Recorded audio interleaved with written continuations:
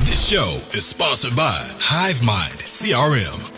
It is more than just a CRM. It is a real estate and business mastermind that comes with an all-in-one CRM. You can have unlimited websites and users. You can call, text, RVM, and email all in one user interface. And you can set up custom automations for any type and multiple businesses. 65% of companies start using a CRM system within the first 5 years of business. Once implemented, the HiveMind will save you on marketing, give you more time, and make more money. One of our users had his first $100,000 month using our system in June. We want to see you automate and accelerate your business. Text us at 210-972-1842 for future meetings and, of course, to get our $1 course on how to make more than 6 figures on one land deal. You can schedule your free demo today at hivemindcrm.io. Hey, welcome to the show today. We're here with Tina Larsson, who's been a real estate investor for a long time, but we're going to talk about that and some of her endeavors. But one of the first questions I always like asking when we're going to jump right into it is, how did you end up in real estate? Because a lot of people, sometimes they fall into it, they choose to go to this path. Some people are born into it, and they're like 3 generations into real estate. How did you end up in real estate? What's the story? Thank you, Dan, for having me, or Daniel, for having me. And so, first of all, I didn't grow up with this. This was a complete accident. Okay. Yeah. So we bought an apartment in New York City in a co-op in 2004. Oh, wow. Mm-hmm. And we were not involved at all. We were just passive owners, residents. And then during the financial crisis in 2008, we got another letter from the co-op board saying that they were increasing their maintenance by 5% for the 10th year in a row. My background is in finance, so I understand how to look at numbers. And when they were telling us that basically the maintenance was increasing at the rate of expenses, during that time there was no inflation, so there's no reason for expenses to increase by 5% for 10 years in a row. So we actually held a coup. Very exciting. Oh, man. We get a few neighbors involved, and we took over the majority of the board. My husband is the board president because, in my opinion, he's more diplomatic than I am. Okay. So he joined the board, but you can only join one person from each department. I did what I know from finance, from analyzing businesses. I went in to get financial statements for many other buildings.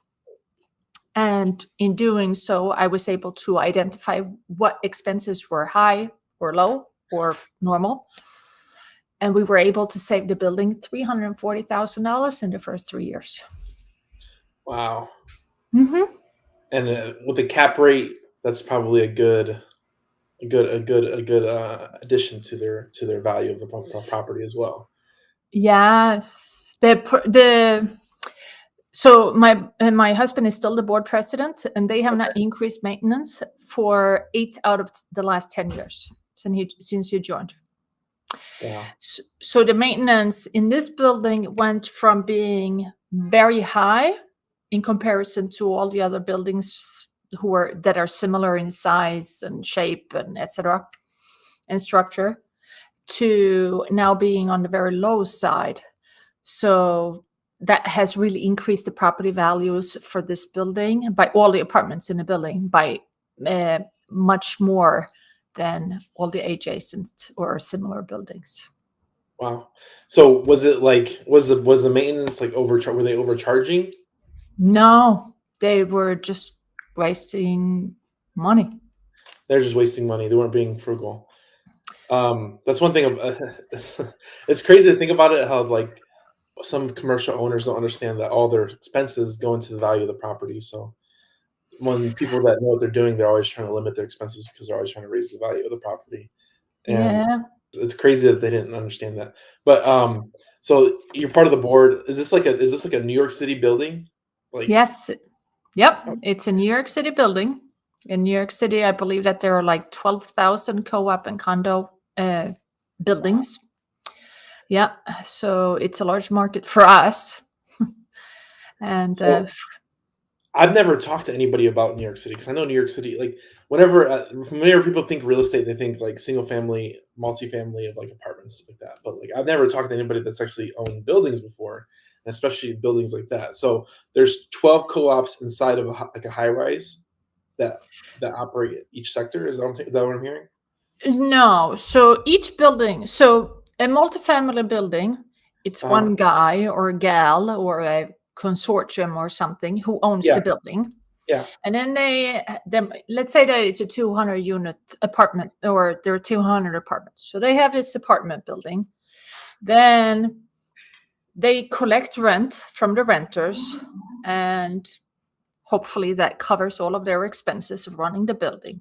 yeah. For a co-op or condo, it can be exactly the same type building. So a 200 unit apartment building, but they don't operate on a profit mode. So they operate with that the maintenance, which is what is passed on to the owners, to those 200 unit owners. Okay, okay. I'm understanding now. They're supposed to cover all the expenses for the year. So in Gotcha. this particular building, the expenses when we took over in 2011 were $3 million in total. In between, well, this happened to be 170 units, but just for simplicity. So if it's 200 apartments and you're supposed to cover 3 million in expenses, then every year when the expenses increase, because as you know, expenses increase, but they shouldn't increase by 5% per year every single year for 10 years Yeah. in a row. Well, now in the inflationary environment, it's possible that many will, but at the time when we took over during the financial crisis 2008, there's no reason for expenses to increase that much. I understand it now. I understand it. So I'm really glad you explained that because I've never, like I said, I've known about condos. I didn't understand that part. Like this is a part where like I love real estate because there's always new information that I've never heard of. So I'm glad you explained that. So that is amazing. So you're able now. I get the full picture. You're able to bring the expenses down for the building, which is your part owner of the building because you are a condo owner. Mhm. Gotcha. Which made your property more valuable. Which made your Yeah. unit more valuable that you own. Yes. And when you buy an apartment, you're basically basing how much you can pay based on the total monthly dues plus your mortgage. Yeah, Because you have to decide on how much can we afford to pay based on your monthly dues plus mortgage. So obviously if you have the same two apartments, and one the maintenance is $1,000 and the next one the maintenance is $2,000, you would pay more for the one with $1,000 in maintenance versus the 2,000. that is amazing. Okay, so this is what you do now, right? You go Yes. around helping communities lower their expenses. That way they can raise the property value of their units themselves all over New York City now. Is that what you're doing now? That's My what God, I'm doing now. You got it, that's Daniel. amazing. That's Yeah. amazing. There's so many, I love it because I've only been to New York. I've driven through New York once. I've been there. I was there for a high school trip when I was in high school. So it's kind of like I've never actually. I don't know like there's like different like cities, like major cities like that do things totally different. And it's amazing. It's amazing to learn a little bit like that. It's a pretty cool insight because I had no idea, no idea. But those apartment buildings, they are everywhere. So Yeah, not in every place, but I mean there yeah, are lots of large co-ops or condos. No matter what they call them, they can call them HOA, co-op or condo in yeah, Chicago, Los Angeles, Dallas, 100%. Miami, and Florida has also the gated communities are very common also in Florida, but also in like West Virginia, they have a lot of HOAs. Okay, And those are single family homes that are basically a gated community. Might not be gated, but similar kind of. And those also operate similar to a co-op or condo. Only the same structure, only we specialize in apartment buildings, not in the single family homes. so if you go in and clear somebody's books as far as their expenses wise, as far as in the area, What do you get paid from it? Do you get paid on equity? Or it's real estate. It's negotiable. I mean, that's a good answer. But Yeah. what do you generally ask for? You ask for like a finder's fee for lowering their expenses, or are you asking for equity, or like what do you do? What's your angle here? No, so we work on contingency for the most part. We have two structures depending on where they are in their project, but our cost saving arrangement is contingency. So they have, let's say that they have 3 bids on replacing the roof. We Yeah. will provide them an alternative, and then we'll split the savings. So 50-50, we split the savings with our clients. If it's if we reduce how much electricity they use in the basement or in the hallways or in the lobby, then we'll split those savings for 2 years. And after 2 years, they keep all the savings. That's a good deal. That's a good Mm. deal 'cause you're bringing in your expertise. Are you doing this nationwide, or are you just doing this in New York City? So we can do it nationwide, but we're only marketing it in New York City. So if a co-op board president from Dallas calls us and tells us, I have this building and I've heard about your services, we'll be happy to help them, and we can help them. We don't need to be physically in the location because a lot of the work that we do is paperwork. I mean, it's phone calls and etc. So we don't, obviously, if it's right next door to me, I'm gonna go to the building and meet and shake the hands with the super, but I don't Yeah. really have to. So you're it sounds like you're like a not to offend you, but like a couponer. They send the couponer to go find the cheapest deal and the cheapest rates. And That's a very good way of putting it, but I prefer to call myself the McKinsey and Company of multifamily buildings, but Sit, sit, couponer sit. is fine too. No. I'm glad you said that, but because I've never, like I said, I'm learning. This is 100% new to me. Like all this is new to me. So what's the name? What's the direct name again? McKinsey and Company is one of the largest consulting firms in the world, and I think Okay. that they're the most famous. They Okay. do a lot of Fortune 500 companies hire them for millions of dollars a year to help them save 1, 2, 3% to Wow. make their companies more efficient, Yeah. and that's basically what we do. But we do this for a very, very niche market. That is amazing. I'm sorry I insulted you by calling you a couponer, but like No, I didn't no, know no, what no. else. I didn't know what else to call it. What's the exact term that this is called? Because I've never even heard of this. We're consultant business. Consultants. We're basically a business consultant. Business consultant. Okay, okay. Yeah. So that is amazing. Like, that is really amazing. I'm not even gonna lie, because like I said, I love real estate because it kind of opens up to many different things that you never even heard of, and there's some of those things where this is a whole new niche I've never even heard of. So I commend you for doing it, and I commend you for speaking out on it, just because no one's even heard of it. I've never even heard of it. I've been doing. Like, I'm not in real estate for such a long time either, but I consider myself to know a lot of things, but I've never even heard of this. This is amazing. That's why these questions are for me because I'm generally curious. Generally curious. Um, do you have to have special licenses or training for this, or you kind of just understand T12s and kind of break down all this stuff? And nothing that we do is rocket science. It's just that building apartment buildings, I mean, it's really a very complex organization. Yeah, And 100%.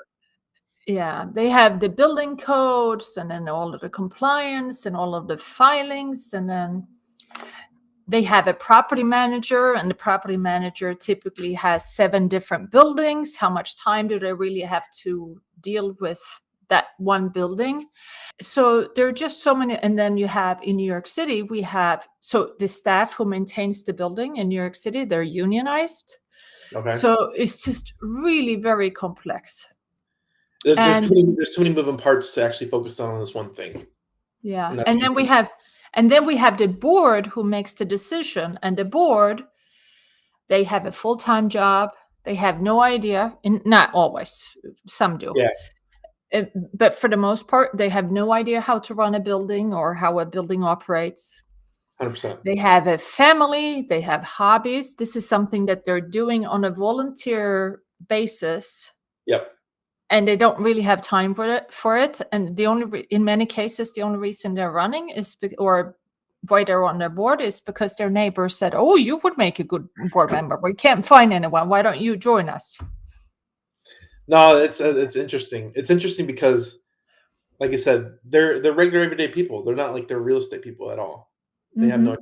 expertise in the field. So Mm-hmm. how do you market yourself to find board members or board owners that need this facilitation? Because I'm guessing this is one of the reasons why you're on the podcast. Of course, you're trying to get referrals off of the podcast and marketing like this. You get is all your marketing through word of mouth in most cases? Yes, I do.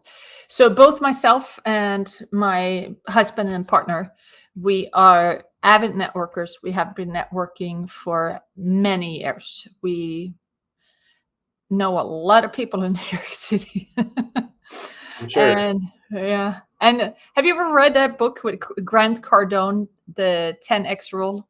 I have not read it. I was a part of a book club that read it, and I'm not a reader, so I just No. listened in. Yeah. So the 10X rule, I read it for the first time last year. Uh-huh. And I said to him, and he was talking about omnipresence, that you need to be everywhere. Yep. My husband always tells me that I'm like crabgrass because I'm everywhere in a nice way. Yeah. Of course. But now I can use omnipresence as opposed to crabgrass.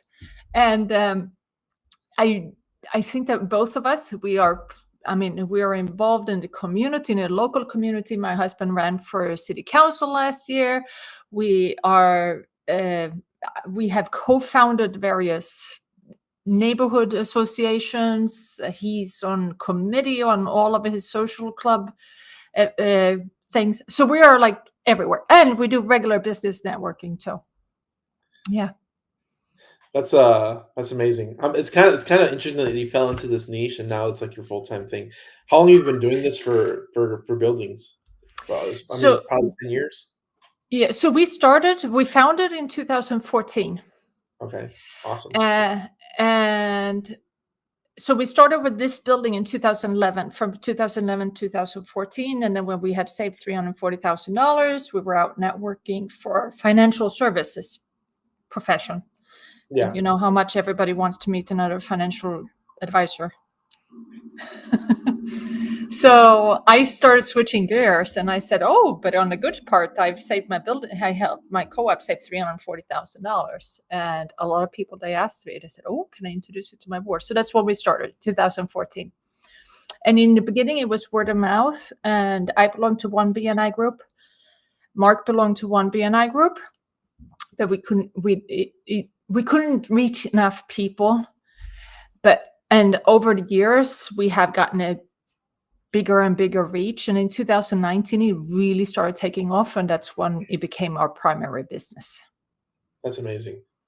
It's amazing. I've never heard, like I said, I'm still amazed at this whole thing because I've never heard of this. This is so cool. So now you're mostly doing this in New York. You're networking with a lot of people. You're working on a book. Yep. I'm working on a book. Working on a book. That's amazing. So now you're doing outreach through podcasts. You're working on a book. You're doing a lot of stuff just to find more clientele, and you're doing the right things. You're doing the right things. So I commend you towards that. Thank you. Thank you. So 8 years in the business, you kind of fell into it after doing your first property, and you're doing. I like the way you get paid too. You're splitting the savings. It's a good model because you're providing a lot of service to them. Definitely. And like I said, if people don't understand real estate, it's when you do property management and when you do own buildings, it's a whole nother business once you get to a certain amount of units. And you have to have a whole staff and people in place in order to handle certain things in the business because it's just too big and massive.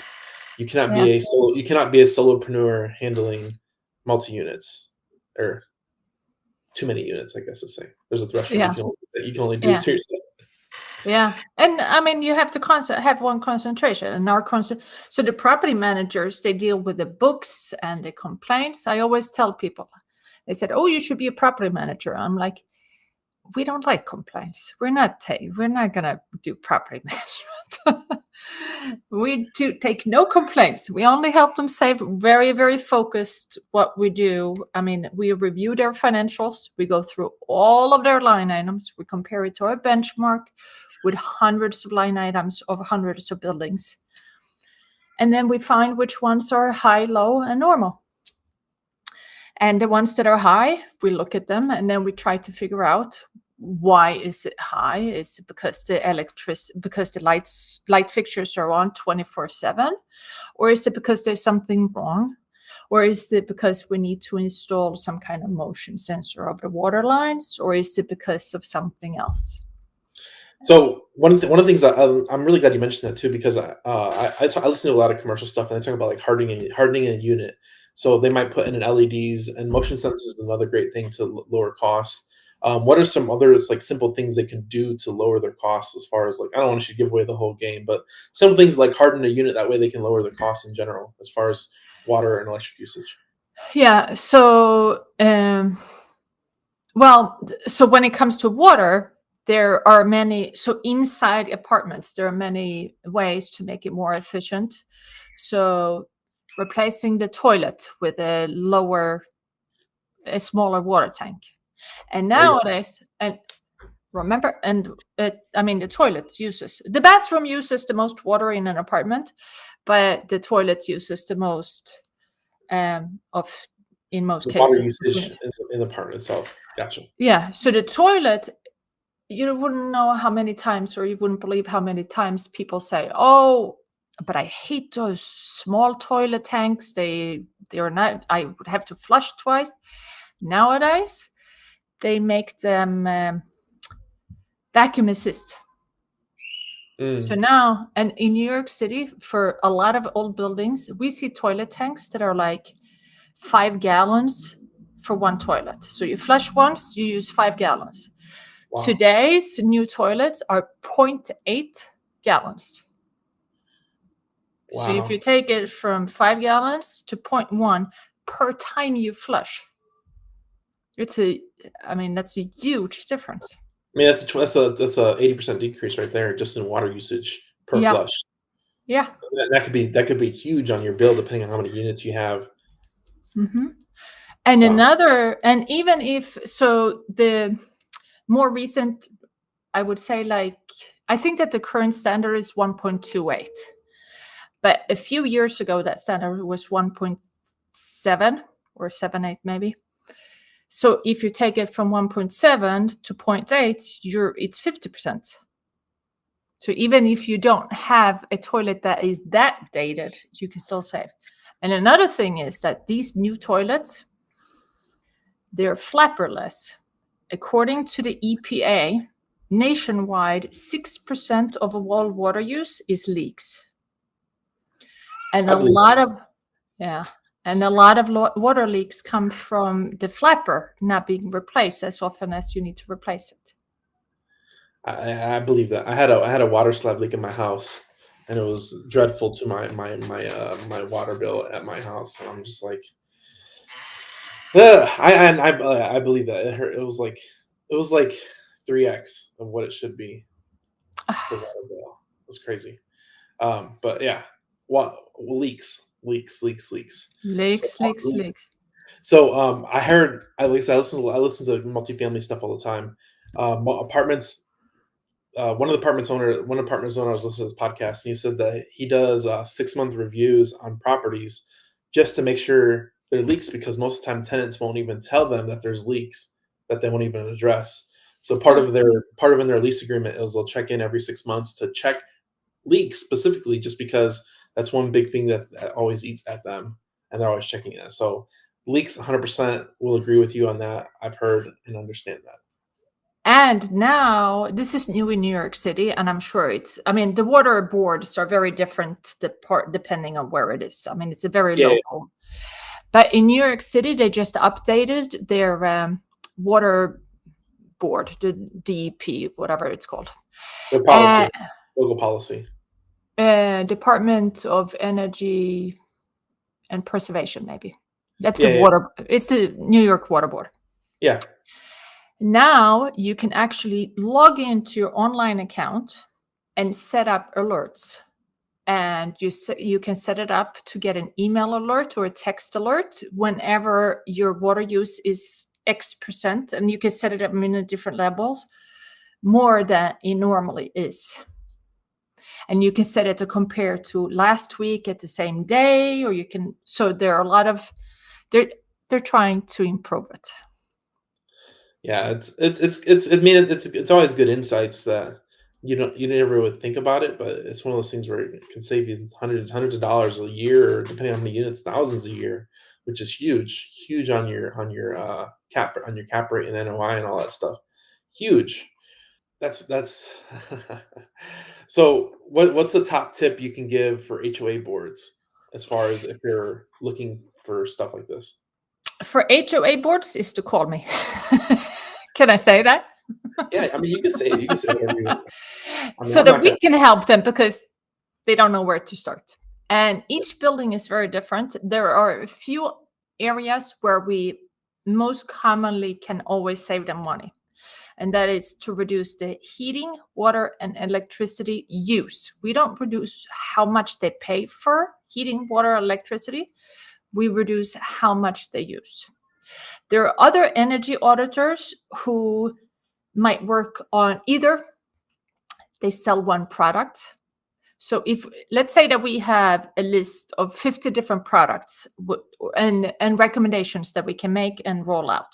We sometimes hear that boards, they hire this energy auditor. Oh no, we just worked with an energy auditor. And then when we look them up, it turns out that that energy auditor sells one particular system.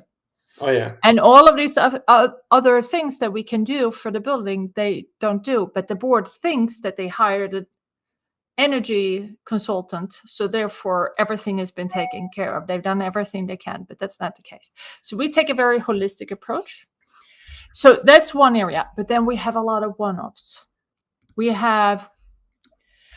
just reduced for one building, their water meter had been malfunctioning since 2014. So we just got them a refund of $250,000. Wow. Another building, they were paying $24,000 a year in exterminating service, but you don't know, is that high, low? I mean, it was a large building. You don't know, 100%. is that high, low? What is Yep. that, right? And when we looked at it, our comparison, we said they should probably be paying $4,000.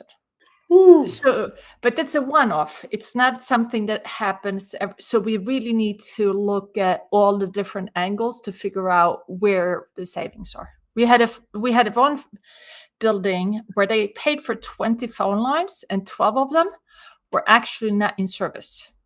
And when we call Verizon, they say they have never been in service. Oh man, Mhm. that's an easy one. Yes, but it's a one-off. It's not gonna. It doesn't happen very often. So it's That's the beauty of you're unbiased. Where Yes. people might have a bias where like they're pushing their product or service on them, which is their own prerogative, but they're biased to their own nature because they're salesmen. Technically, they're salesmen. I mean, we'll call Yeah. them what they are. They're salesmen. So you are unbiased, and you're just trying to save them as much money as possible because for you, that's for you benefit. All the money, all And the savings you provide, you get a portion of that. So it's to your benefit as well. that's what we tell people all the time. We tell clients all the time, or co-op boards. We say, listen, we're the only vendor who you will ever hire who actually want you to pay less. All the other ones want you to pay more. Yeah. Right? Yeah. That's so we're gonna put your website here, the Folsom Group.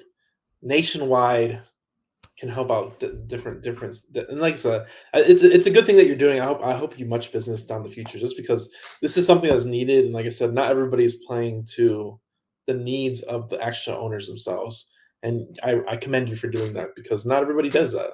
Like I said, most people don't even care or don't even know about it. Like I said, I didn't know about it. So it's Thank one you. of those things where you're providing a service. It's a niche service that's definitely needed and required around the U.S. And I hope you gotta do more business in the cities because I think your niche is more towards the major cities Yes. like New York, Miami, Chicago. That's all going to be your playground. So you really gotta network in those areas because that I mean I see you as like limitless potential, honestly. Me too. Because honestly, if you go into like you have the ability to use this skill to take to other countries too. Honestly, if you even wanted to go that far. Yes. Yes, we do. And one of the property managers, that there's a new property management firm in New York City, Okay.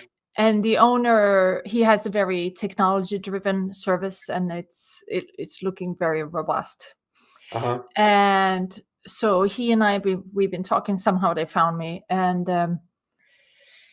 I said, "So how did you end up doing this?" And so he's from Tel Aviv. He said, "I was the condo board president in Tel Aviv." He said, Wow. "It is equally bad there as it is here. It is completely backward and old-fashioned and convoluted and mismanaged." And that's when he decided to start his firm in New York. Wow. Why he chose Well, here as opposed to Tel Aviv, I'm not sure, but yeah, I'll ask him next time I see him. it's the land of opportunity for sure. Is something you're looking for is like HOA like firms like that? Can you work directly with the HOA and then they work with the lenders? Or We work with the board because the property managers, they don't want us there. Mm. Yes. So we remove some of the extras that they get, if you will. Oh, And also, if you think about it, you know how, I don't know if you've ever worked for a large corporation and then the CEO decides that he's going to bring in a business consultant to see if they can find some efficiencies. And all of these CEO and the CFO, they get all nervous. They think that they're going to get fired. And that's kind of how property managers, they don't really understand what we do, and they don't really get what we do, and they create uncertainty, and they prefer it that we're not there. there's something they don't understand. I think whatever you don't understand, people are afraid of. I mean, and Yes, very true. that's Very all it is. true. They just don't understand it, and Yeah. I don't know. I would think it'd be a benefit to everybody because, in my opinion, like if the property manager makes the owner more money, that's always a plus. And if you're the person that facilitate that, you'd be in a better position yourself, just because you in turn brought savings and profitability to their customer. Yes, but at the same time, they don't make any more money because of it. Right? So when it comes to water, it doesn't matter to them Yeah, because it's not like they make any money from here or the. So if the building pays 100,000 a year in for water or 50,000, does it really matter to them? It doesn't really matter, right? yeah. Their job is to keep occupied. Yes, but for them to figure out that they are paying, that the building is paying too much, it takes a lot of time and effort. So if they don't have the expertise and to figure out and then take care of it, I'm sure that they could, but it's time where they're not going to make any extra money from it. So what's the incentive? 100%, 100%. Yeah, I get it. I get it. It's hard to put value on something that they don't perceive as value. Yeah. Yeah.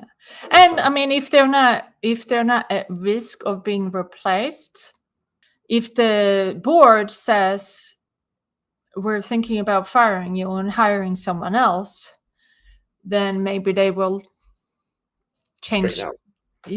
I mean, maybe. I don't know. Maybe. I mean, they have a pretty full hand with taking care of problems and complaints and bookkeeping and regulation, and so I'm not trying to defend them, but their business, Yeah, yes, it is. Yeah. they have their own uphill battle. They created an opportunity for us to create a new market. And I commend you for noticing that and dropping and getting in on that because, like I said, it's amazing. I enjoy your niche. I like talking to people that do different things, and this is a perfect example for the episode. What is a quote that is yours or somebody else's that you resonate with? a quote that, well, I do have one quote myself, but I can't remember it. I wrote it down a long time ago because I wanted to have my own. But one of my favorite quotes is Winston Churchill. Never, never, never give up. That's it. That's it. That's it. It's an amazing story. Amazing story. I wish you well. Wish you much business. Go check her out. thefolsongroup.com. Go check her out. It's amazing. We appreciate your time. I think this is a great episode. I learned a lot. But I appreciate your time, and well, I wish you well. I wish you well in the future. Thank you so much, Daniel, and thank you so much for your time and for having me and for inviting me. The show is sponsored by The List Guys. Do you need more leads in your local or virtual market? 1 in 10 small businesses don't invest in any kind of marketing. The List Guys have over 35 plus list types to choose from, and you can mix and match any list or criteria. We also use the skip trace list and provide up to 7 numbers and email addresses. Every list you purchase will be scrubbed against previous purchases. The List Guys are here to save you time. Contact the List Guys today at www.1listguys.com. That's www.1listguys.com.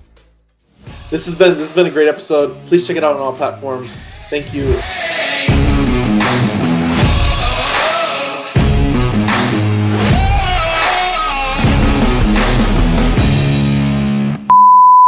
This has been a great episode. Please check it out on all platforms. Thank you. Sorry. Tina. Sorry. I forgot. I put the thing and it went away, and I'm like, I will edit that out. But thank you.